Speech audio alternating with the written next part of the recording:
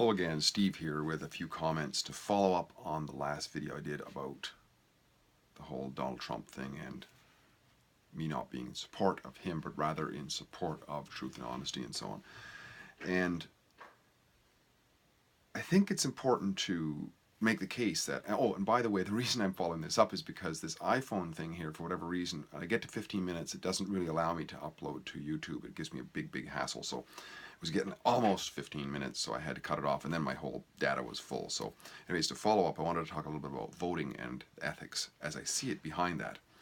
I don't see voting as necessarily something evil or any real action. I don't really have a black and white way of looking at things. Now, I'm not morally relative, don't get me wrong, but there is a case to be made for when what looks like lying is legitimate, what looks like stabbing somebody is legitimate, what looks like killing somebody is legitimate, and what looks like voting sometimes can be legitimate. And what legitimizes all of that, most of all of that, is the reason why you're doing it. Take, for example, what is the difference between a skilled surgeon operating on somebody's chest and somebody stabbing somebody in the chest? I mean, in both cases you have steel metal instrument going into somebody's chest, right? The difference being, of course, that there's consent in one case and there's not in the other. What's the difference between rape and two people having consensual sex? Well, the physicality of it, the mechanism is the same thing going on, but in one there's consent and one there isn't, right? And lying, well, you know, if you legitimately lie to somebody just because you want to hide something or whatever, and it's harmful, or if you're protecting somebody, say for example, you know, in the case of the thief wanting to know where your stuff is, well, you have obviously full moral authority to lie to that individual, and it's not a right or wrong thing there. It's a philosophical decision based on what's more advantageous, right?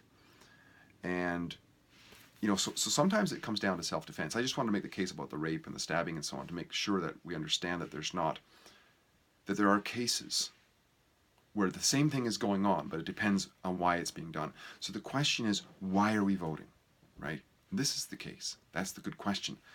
And you know,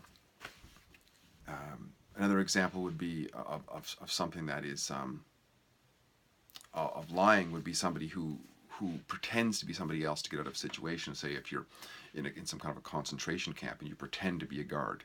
Well, you're not a guard, and you could even lie and learn the accent and so on and so on. So there's many cases where people would do something they wouldn't otherwise do, and I think that lying or voting or something like this could be done in the name of what I would call self-defense, right? If you know the robber is going to steal from you, if you tell the truth, then if you tell a lie that he's probably not going to, then that's actually a morally valuable position to be in, I would say.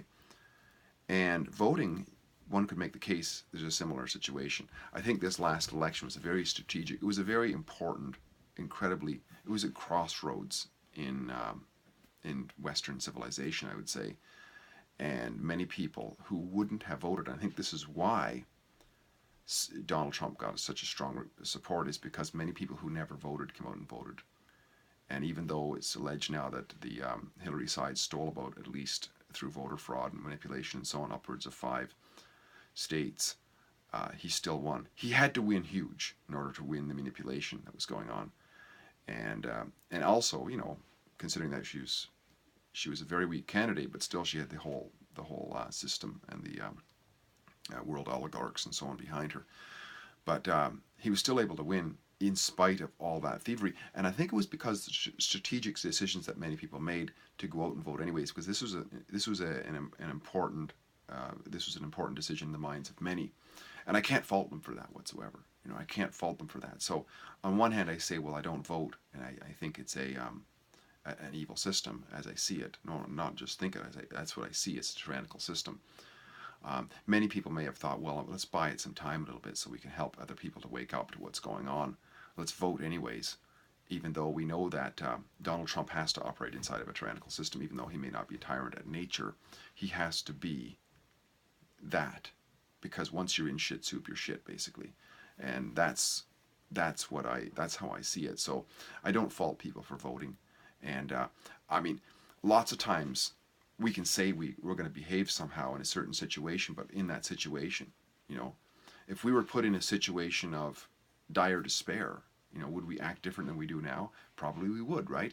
Because motivations change. I mean, we can have certain core principles, but we got to understand what they are, right? And it's about not harming others.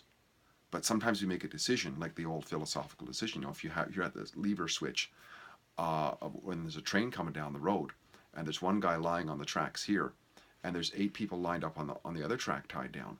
What are you gonna do? You're gonna pull the switch. You're gonna pull the switch to kill one rather than to kill 8, right? So nothing is ever black and white. And there's people who made decisions here that they wouldn't have normally made because they saw it as direly important for their future and their children's future and so on, to set a course that was more along the lines of the original republic, which I think is that's why they voted for Donald Trump, and I can't fault them for that. So I just wanted to clarify that you know, voting in certain circumstances, even though it's an evil system, can be seen as a necessity, as a self-defense mechanism. Just like we don't want to kill somebody, but if we're being attacked and the only thing we can do to save ourselves and our family and so on is to kill somebody, then that's what we do. And that's why there's not an honest court or a just court in the world that's going to condemn somebody of murder for doing that. It's going to be called self-defense. That's it, right? So we could call strategic voting like that, not really voting, but actually a self-defense move in this case. And it's extremely rare, I think. It's extremely rare situations like this. This is a once in the time of the Republic, perhaps, where it's been so critical. It's been a crossroads of civilization, I believe. So a lot of people did, and I can't honestly fault them for it. I just wanted to clarify that and to continue on this discussion because I ran out of time in the last one. Steve, again, great chatting. Talk again soon. Bye for now.